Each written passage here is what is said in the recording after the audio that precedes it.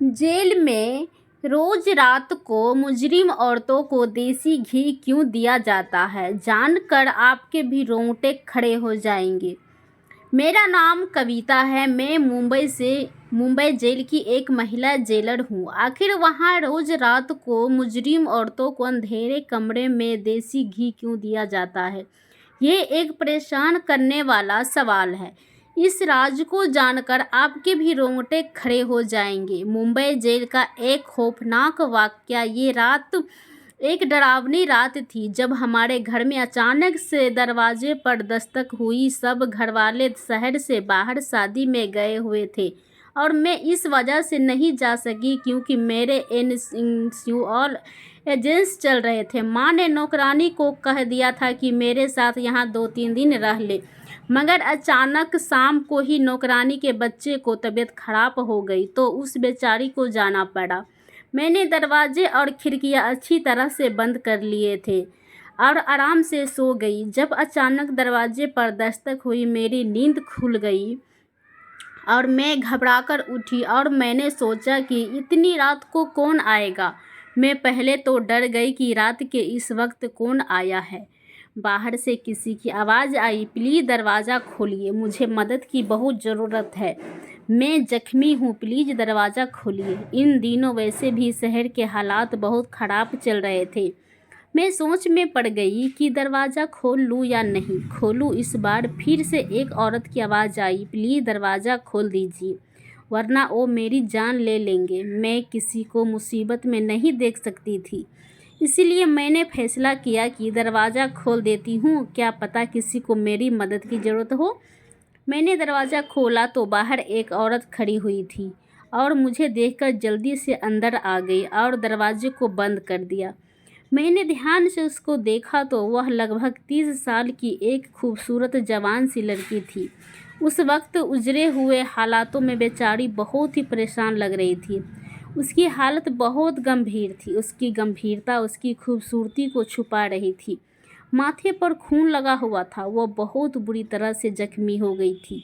अभी मैं उसको देख ही रही थी कि अचानक से पुलिस के सायरन बजने लगे। मैंने सोचकर उसको देखा। मुझे कुछ गलत होने का एहसास हुआ, जैसे मैंने कुछ गलत कर दिया हो। वो कहने लगी, मुझे कहीं छुपा दो, पुलिस मेरे पीछे, प्लीज़ मेरी मदद करो। मैं सोच में पड़ गई। मुझे बहुत ही पछतावा हुआ कि मुझे इसको अपने घर में जगह नहीं देनी थी और इसी की मदद नहीं करना चाहिए। अगर पुलिस ने छुपा लिया तो मैंने भी इसके साथ जाऊंगी। शायद धीरे धीरे करीब आती जा रही थी। मेरे दिमाग में बिल्कुल भी काम करना बंद कर दिया था। मुझे समझ में नहीं आ रहा था कि मैं क्या करूं। वो खुद ही घर के अंदर भागकर चली आई। मुझे होश आया तो मैं भी उसके पीछे भागी। वो कहने लगी कि अभी थोड़ी देर में पुलिस घरों की तलाशी लेना शुरू कर देगी, मुझे कहीं छुपने की जगह बता दो जहां मैं छुप सकूं। मैंने डरते हुए, छुपा को ना हो तुम, और पुलिस क्यों तुम्हारे पीछे हैं। वो कहने लगी, तुम्हें भगवान का वास्ता अभी मुझे छुपा दो कहीं भी, मैं तुम्हारे सारे सवालों का जवाब दूंगी। मैं कसम खाकर कहती हूँ कि मैं तुम्हें कोई नुकसान पहुँचने नहीं दूंगी। इरादे से नहीं आई हूँ और नहीं पहुंचाऊंगी, मेरा भरोसा करो। उसी वक्त बाहर से स्पीकर के जरिए ऐलान हुआ, ये खतरनाक महिला कैदी जेल से फरार हो गई है। अगर किसी ने उसे पनाह दी है तो वो खुद उसे बाहर निकाल दे, वरना अभी थोड़ी देर में पुलिस तलाशी लेना शुरू कर देगी। वो कहने लगी, देखो मुझे जल्दी से छुपा दो वरना मेरे साथ तुम भी मुसीबत में फंस जाओगी।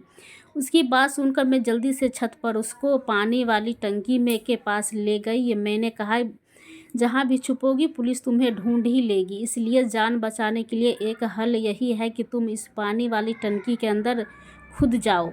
पानी ठंडा हो रहा था, लेकिन मेरी राय पर उस औरत ने मुझे यूं देखा जैसे मेरा दिमाग खराब हो गया हो। इतने ठंडे पानी में मुझे उसे कूदने की राय दे दी थी। मुझे लगा कि जैसे वो मुझसे कहेगा कि इतने ठंडे पानी में कूदना से तो बेहतर ही मुश्किल होगा, पुलिस के हवाले कर दूंगी। मगर अगले ही पल उठकर ठंडी में कूद गई। मैं वहाँ से टंकी का ढक्कन बंद करके नीचे चली गई। 2 मिनट बाद ही मेरे दरवाजे पर दस्तक हुई। मैंने दरवाजे खोला तो मेरे सामने महिला पुलिस और बहुत सारे आदमी और कुछ पुलिस वाले भी खड़े थे, जो दरवाज़ा खोलते ही अंदर घुसने चले आए। वो मेरे घर की तलाश लेने लगे और महिला पुलिस अधिकारी मुझसे सवाल पूछने लगी, तुमने किसी को देखा है या नहीं, तो अपने घर में जगह दी हो? मैंने कहा, मैं तो अभी सो के उठी हूँ और मुझे इस बारे में कुछ भी पता नहीं है। किसकी तलाश कर रहे हैं? पुलिस वाले नीचे से तलाश लेकर ऊपर छत पर आ गए तो मेरी जान को बन गई। मेरी सांस अटकने लगी, कहीं इनको पता न चल जाए कि वह औरत कहाँ है। मगर इतना मुझे यकीन था कि इनका ध्यान पानी वाली टंकी की तरफ नहीं जाएगा। मेरा अंदाज बिल्कुल सही था और सही से साबित हुआ। वो खाली हाथ नीचे चले आए। पहले वाले कहने लगा, मैडम जी वो इस घर में नहीं है, मेरा ख्याल है कि वो इस इलाके से निकल गई है। बातें करते वक्त वो सब घर से बाहर निकल गए। मैंने सुकून और चैन की सांस ली। उनकी आपस की बातें से पता चला कि वो मुंबई जेल से इस औरत को ढूंढने हुए आया है, यहाँ तक पहुँच गए हैं। पुलिस वालों की जाने की कुछ ही मिनट में मैंने जल्दी से ऊपर गई और टंकी का ढक्कन हटाकर उसे बाहर निकाला। ठंडे पानी की वजह से वो थर-थर काँप रही थी। अगर मैंने 10 मिनट वहाँ नहीं जाती तो शायद उसको मरा हुआ पाती। मैंने उसे नीचे ले आई और उसको हीटर के पास बैठा दिया। मैंने उसको अपने कपड़े दिए तो उसको थोड़ा होश आया। मेरे कपड़े बदल कर वो रजाई लेकर हीटर के पास बैठ गई। मैंने सोचा, अब अगर इसकी मदद कर रही हूँ तो बेचारी के लिए कुछ खाने पीने को भी दिल ले आती हूँ। मैंने उसके लिए चाय बनाई और खाना गर्म करके उसके पास ले आई। न जाने क्यों उसके चेहरे को देखकर मुझे नहीं लग रहा था कि वो एक मुजरिम है। थोड़ी देर तक उसकी हालत में सुधार आ चुका था। अब मैंने उससे बात की, शुरुआत की और कहा, आपको देखकर लगता है वो नहीं है, आप मुजरिम हो, लेकिन पुलिस आपके पीछे क्यों पड़ी है? और ये कह रही है कि मुंबई जेल से एक मुजरिम औरत फरार हुई है, तो क्या आप वाकई मुजरिम हैं? मेरा सवाल सुनकर उसने गहरी सांस भरी और कहने लगी, तुम्हारा अंदाज बिल्कुल ठीक है, मैं मुंबई जेल की कैदी नहीं बल्कि यहाँ की जेलर हूँ। मैंने कहा कि क्या ये सुनकर वो मुंबई जेल की जेलर है? मेरे तो होश ही उड़ गए। एक जेलर के पीछे पुलिस, लेकिन क्यों? मैंने पूछा, आप जेलर हो के मुजरिम की तरह क्यों भाग रही हो?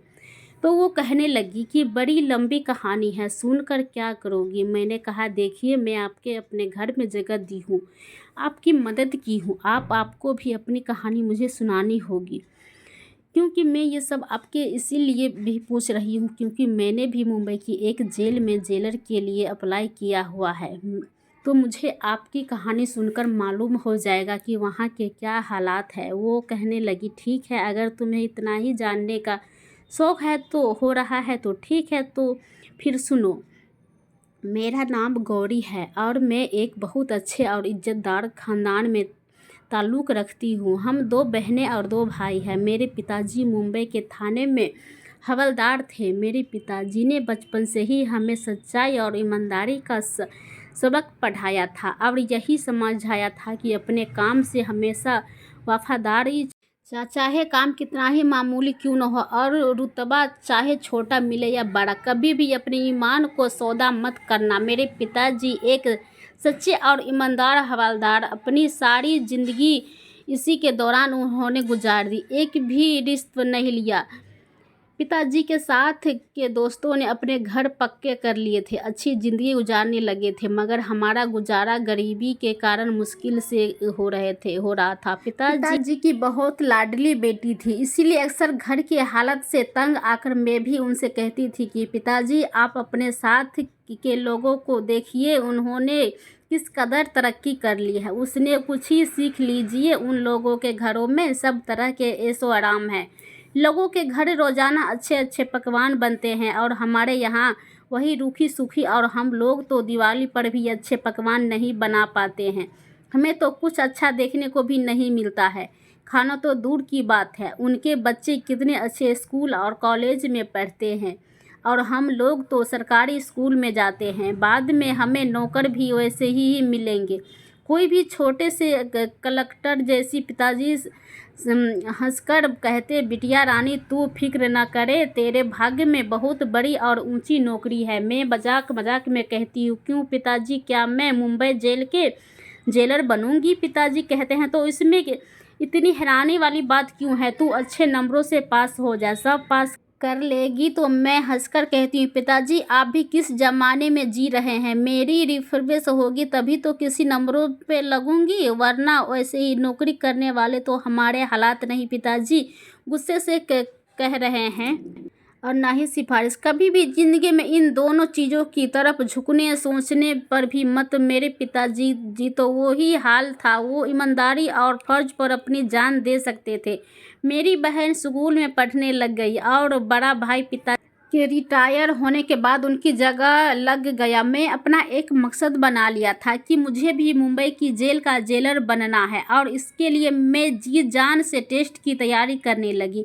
टेस्ट भी दे दिया। मुझे उम्मीद थी कि मेरी नीयत अच्छी है तो मेरी विनती मुझे सुनी जाएगी, और ऐसा ही हुआ। मैं मुंबई की जेलर से सेलेक्ट हो गई। वो दिन मेरी ज़िंदगी का सबसे हसीन दिन था। ख्वाब मेरे पूरे हो गए। मैं बहुत खुश थी, जिससे मुझे ज़िंदगी की सबसे हसीन खुशी मिल गई हो। मेरा सपना सच हो गया था। पिताजी इस मौके पर सिर्फ यही कहा कि जेल में अलग तरीके से परेशानियां तुम्हारे सामने आएगी, बस ख्याल रखना, ईमानदारी से अपनी ड्यूटी को अंजाम देना। मैं अपनी ड्यूटी संभाल ली। मुंबई जेल एक बड़ी जेल थी और औरतों की यह बड़ी तादाद वहाँ पर कैद थी। शुरू के दिन और मुझे बहुत अच्छा लग रहा था। मैं जैसे मेरे पास एक वापर थी, मैं वहाँ सल्यूशन करती थी। मेरा सीन फक्र से थोड़ा हो जाता था। गौरी यहाँ तक की कहानी सुनकर चुप हो गई। मुझे उनका यूँ चुप होकर रुक जाना बेचैन कर गया। मैं उनकी कहानी में यूँ ही खो गई थी कि मुझे ऐसा महसूस हो रहा था कि जैसे ये सब मेरे सामने हो रहा है। मैं बेचैनी से कहा कि गौरी फिर क्या हुआ, आगे बताइए ना। वो सांस लेकर दोबारा से शुरू हो गई। तो मुझे तसल्ली हुई। वहाँ औरतों को उनके जुर्म के मुताबिक कैद किया गया था। रोज़ सवेरे 6 बजे जेल के दरवाजे खोल दिए जाते थे। उसके बाद औरतें नाश्ता करती और उसके बाद उनसे काम शुरू करवा दिया जाता था। कुछ औरतें चक्की पीसती थी, कुछ सिलाई करती थी, और जो नौजवान लड़कियां थी उनको पढ़ाया लिखाया जाता था, ताकि वहां से निकलने के बाद कुछ बनकर निकले। शाम को सूरज डूबता और जब रात होने को आती उनके खाने दिया जाता था, उनको वापस जेल में भेज दिया जाता था। शुरू के दिन में इतना अंदाज़ा नहीं हुआ कि यहाँ किस किस के ग्रुप बने हुए हैं, मगर धीरे धीरे मुझे पता लग गया कि किस औरतें ने किसके साथ और क्यों दोस्ती कर रखी है। जैसे फिल्में में दिखाया जाता है कि एक जेल उससे कहीं बढ़कर खौफनाक होती है। औरतें जो बहुत खतरनाक जुर्म के नतीजे में पकड़ी गई थी, उनको अलग अलग सेल में रखा जाता है। मुझे अपना काम करने में ज़्यादा दिलचस्प नहीं होती थी। लगता जैसे इन लोगों को पहले ही काम करने में आदत नहीं थी, मगर मैं तो रोज़ाना पिताजी की ईमानदारी और पाठ पढ़कर आती थी। इसलिए न सिर्फ खुद काम करती थी बल्कि अपने साथ लोगों को खूब दौड़ाया करती थी। अपने नरम दिली की वजह से औरतें मुझे बहुत पसंद करने लगी।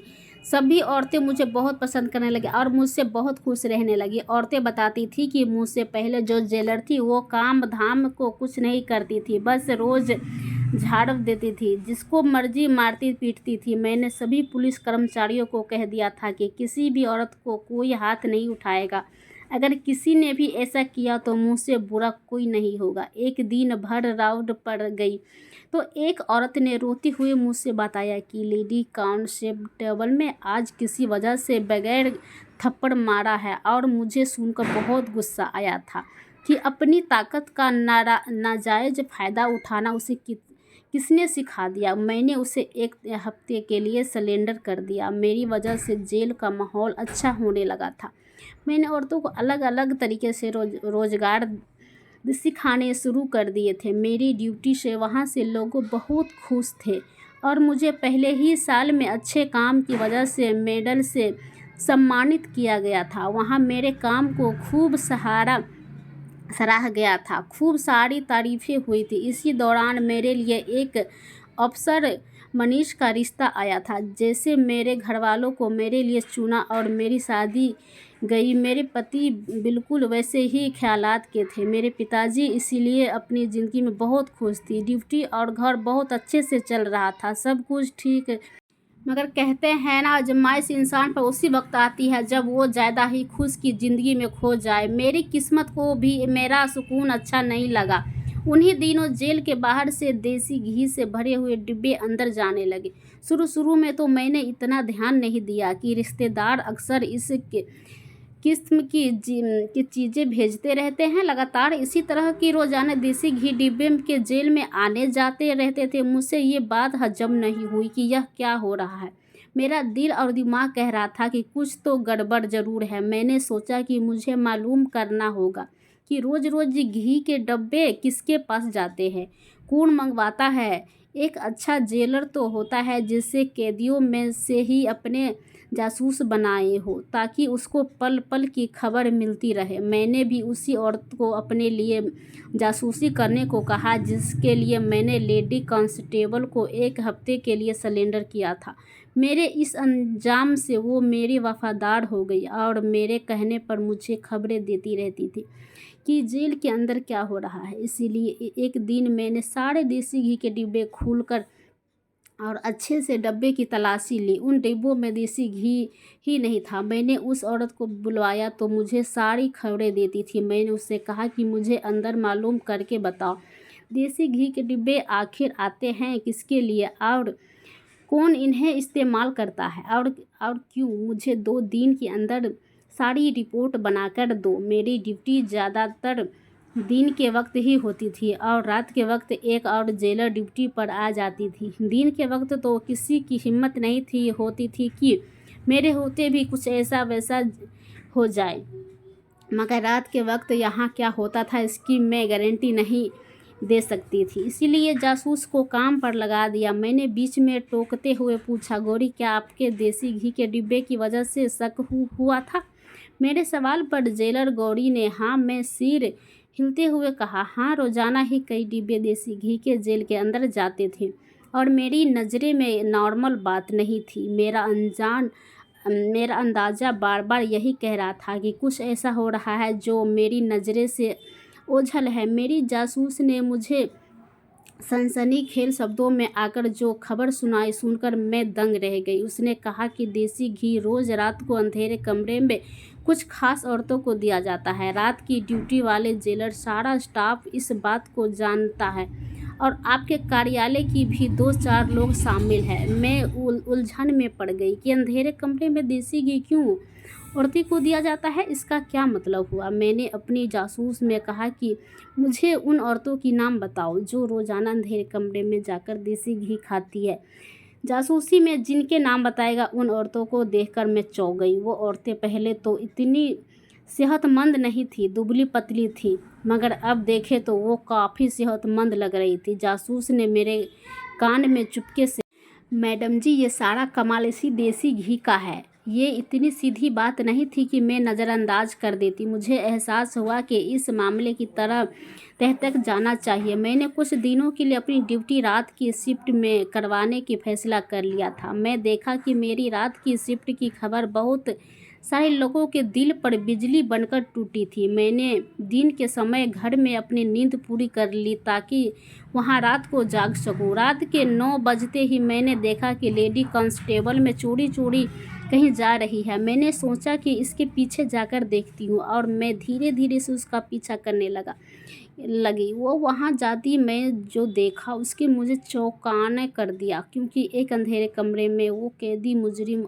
औरतों को देसी घी दे रही थी। पहली चौंका देने वाली बात तो ये थी कि रात के इस वक्त देसी घी खाने की क्या ज़रूरत थी, और ज़बरदस्त बात यह है कि जेल के आखिरी वाले अंधेरे कमरे में जाने की क्या तुक बनती है। मैंने 2-3 दिन तक यही रूटीन देखा, लेकिन इसके अलावा कोई और ज़बरदस्त बात मेरी गिरफ्त में ना आ सकी। मैं कुछ भी पूछकर इनको शक करने का मौका नहीं दे सकती थी, इसीलिए मैं चुपचाप सब कुछ देख रही थी कि कभी तो मौका आएगा कि कोई और सबूत मिलेगा। और सबूत आखिर एक दिन मिल ही गया। उस रात को 11 बजे थे। मैंने अपना सिर भैंस पर टिकाया और जानबूझकर आंखें बंद कर ली, ताकि कोई देखे तो यही समझे कि मैं सो रही हूँ। थोड़ी ही देर गुजरी थी कि मेरे ऑफिस में कोई आया। आहट के मैंने पहचान लिया कि लेडी कांस्टेबल में वो मुझे सोता देखकर बाहर चली गई है। वो किसी से कहने लगी कि लगता है जो नींद की दवा मैडम को दी है उसने असर कर दिखाया। मैडम को सो रही है, सब कुछ ही घंटे बाकी है।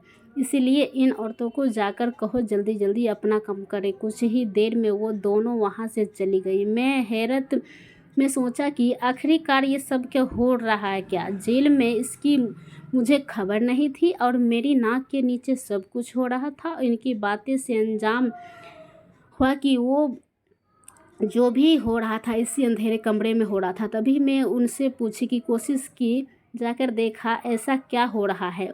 उठते ही मेरा सर चकरा गया। मुझे चक्कर आ रहे थे। लगता है कि मेरी चाय में कुछ मिलाया है। नींद की गोलियां उसने अब असर करना शुरू कर दिया था और सुबह तक मुझे कुछ खबर नहीं थी कि मैं कहाँ पर हूँ। सब उठी तो सर भारी हो रहा था, इसलिए घर चली गई। घर जाने से पहले इन औरतों की आई ताकि इनके बारे में कई बात पता चला, मगर वहाँ पर सब तो वापस घर आ गई है। घर आकर मैं सोचता रहा इस कांस्टेबल के साथ दूसरे ख्यालात कौन था जिसके वहाँ बात कर रही थी। इसके बाद मैं रात को दोबारा ड्यूटी पर गई। मैं फैसला कर लिया था कि मुझे क्या करना है। मुझे कल की तरह चाय पेश की जाएगी, मगर आज मैं तो वह पी ही नहीं पा रही। पास की वॉश बेसन में वहाँ ही बहा दी। खाली कप रखकर आंखें बंद करके थोड़ी देर बाद वो कप लेने आई तो मुझे सोता हुआ देखकर तसल्ली अंदाज में बाहर चली गई। थोड़ी देर बाद मैं भी बाहर निकल आई। रात के 11 बज रहे थे। दिल में हर तरह की लाइट बंद थी। हर तरह अंधेरे ही अंधेरा था। मैं चुपचाप इस तरफ बढ़ गई जहाँ पर अंधेरे कमरे में वो औरतें रहती थी जो रोज़ देसी घी खाती थी, लेकिन आज वहाँ उस कमरे में अंधेरा नहीं था। किसी ने मोबाइल की टॉर्च ऑन करके रखी थी। मैं एकदम उस सब पर चिल्लाई और मैंने चेक करके कहा कि ये सब क्या हो रहा है। जो नज़ारा मेरे सामने था उसी अपने आंखों के सामने देखकर मुझे भी यकीन नहीं आ रहा था। मेरा स्टाफ इतनी घिनौनी साजिश मैंने शामिल किया। वो औरतें तुरंत खोल रही थी। उन्होंने अच्छी खासी तुरंत खुदी हुई थी। जाने कितने हफ्ते से ये महीने से यह काम किए जा रही थी। वहाँ औरत कत्ल के जुर्म में जेल में लाई गई थी और अदालत की तरफ से उन दोनों को उम्र कैद की सज़ा सुनाई गई थी। वह दोनों वहां से फरार होने के लिए तुरंत खोद रही थी कि इस काम में मेरा पूरा कार्यालय भी शामिल था। लेडी कांस्टेबल का यूं ही मुझे सामने देखकर सांस रुक गया। उसके हाथ से मोबाइल नीचे गिर गया जिसके टॉर्च ऑन करके वो उन्होंने सर पर खड़ी की थी। वह तुरंत खोती थी, इसलिए देसी घी खाती थी, क्योंकि तुरंत खोदना आसान काम नहीं होता है। इसके लिए बहुत ताकत चाहिए होती है। वो देसी घी खाकर रोजाना 3 से 4 घंटे तुरंत खोदने पर लगा देती थी। वहाँ से खड़े खड़े मैं सब कुछ समझ चुकी थी और सारी कहानी मेरे आंखों के सामने थी और मैं सब कुछ समझ गई थी। मैंने लेडीज कांस्टेबल्स को पूछा, और कौन है तुम्हारे साथ मिला हुआ? कल मैंने तुम्हें किसी के बात करते हुए सुना था। वो कौन था? वो बहुत घबराई हुई थी। मेरे बारे में बार बार पूछने पर भी उन्होंने कुछ नहीं बताया। तो मैंने कहा कि ठीक है, हाई कमीशन के बात करता हूँ। जब तुम्हें नौकरी नहीं मिलेगी जाएगी तुम्हारा। मेरी बात सुनकर वो बहुत ज़्यादा डर गई थी। कहने लगी, प्लीज़ किसी को फ़ोन मत कीजिए। अभी मैं फ़ोन उठाया ही था कि मेरे सर पर किसी ने बहुत ज़ोर से वार किया और मैं बेहोश होकर वहीं पर गिर गई। होश में आई तो मैंने देखा कि खुद ही जेल के ही एक कमरे में कैद थी। मुझे याद आया कि मैं फ़ोन रख के जानकारी देने वाली थी। किसी ने मेरे सर पर वार कर दिया था, अलावा और कोई नहीं हो सकता था। इसी के अपना राज खुल जाने के डर से मेरे सिर पर वार किया होगा। मैंने होश में आई तो देखा कि वो अकेले नहीं थी, जो सारी उसका साथ थी। कोशिश कर रही थी कि वो साथी उस वक्त उसके मौजूद में थी।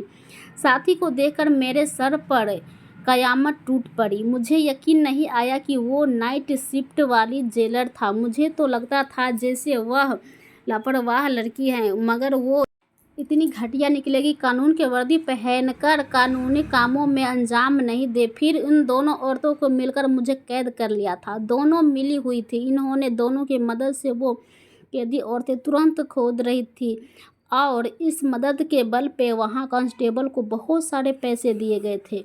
पैसे की लालच में आकर ऐसे गैर कानूनी कामों में अंजाम दिया जाता था। बाद में मुझे मालूम हुआ कि मामला इससे भी ज़्यादा गंभीर हो चुका है। जो घी के जेल के अंदर चेक कर रहा था आता था, इस देसी घी में स्टार्च शामिल किए जाते थे, जिसके रोजाना इस्तेमाल से इंसान को उसकी आदत हो जाती है। देसी घी चोरी चोरी अंदर ही अंदर बेच जाता था। ये कई मामूली देसी घी नहीं था। ये सारा काम रात के वक्त ही जेलर की मौजूदगी में निराहत चोरी चुपके होता था।